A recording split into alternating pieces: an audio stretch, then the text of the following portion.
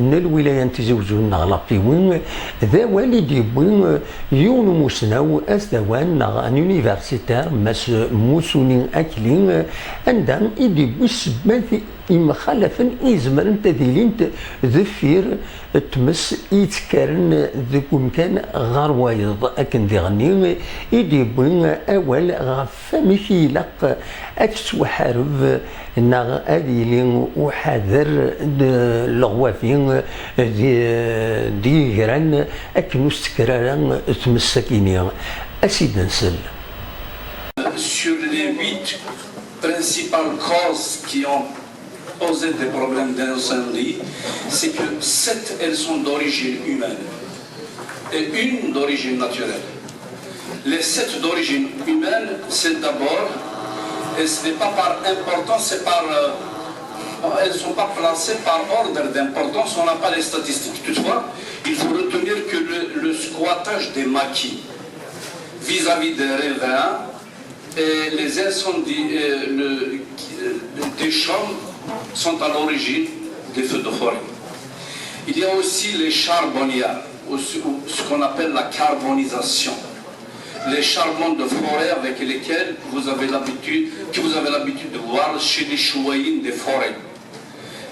Les charbonnières, leur problème à eux, c'est que les gens prélèvent des végétaux dans la clandestinité et ils débranchent, ils enlèvent les branches sur le site et lesquelles branches deviennent une poudrière.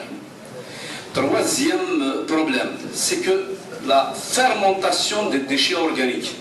Les déchets ménagers, lorsqu'ils se fermentent, ils produisent un biogaz qu'on appelle le méthanol et c'est exactement l'équivalent de l'essence. Il peut se créer l'incendie à tout moment. Troisième problème, c'est les grignons d'olive. 1, 2, 3, 4e, c'est les grignons d'olive. Vous savez que les grignons d'olive, lorsqu'on les jette en bordure des forêts, ils se fermentent. La demande chimique en oxygène passe de 0,75 g à 0,30 g en 3 mois. Ça veut dire que pendant les 3 ou 4 mois, ces matières sont chauffées à peu près à 70 degrés, ce qui constitue une source d'incendie assurée. Et puis avec la ventilation, donc, elles sont à l'origine des incendies. Troisième, l'autre phénomène, c'est le phénomène de serre, lié à la présence des bois du verre à l'intérieur des forêts. Le phénomène de serre crée des températures très importantes et peut créer des incendies. Autre problème, c'est le pique-nique, c'est les mégots de cigarettes. Donc c'est des accidents qui sont involontaires, liés au manque de sensibilisation. Et puis il y a un autre problème, c'est que c'est intentionnel. Il y a des cas où les feux de forêt sont créés intentionnellement par des personnes. Tout ça, c'est des causes humaines, volontaires ou involontaires. Et puis il y a une seule cause naturelle qui n'est pas tout à fait importante, c'est les foudres. Dans certaines régions du monde, ils ont placé des paratonnerres sur des pics. Mais généralement, ça n'a pas donné de grands résultats parce que moins de 5% d'efficacité, donc ce n'est pas une solution. Donc il n'existe pas de protection de la nature à 100%. Maintenant, quelles sont les solutions à apporter à cette situation?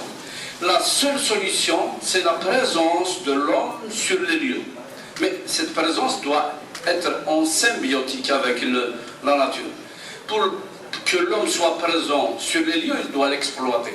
Quand on parle des maquis, c'est que les plantations environnantes, on a parlé, j'ai entendu parler tout à l'heure des plantations d'oliviers, etc.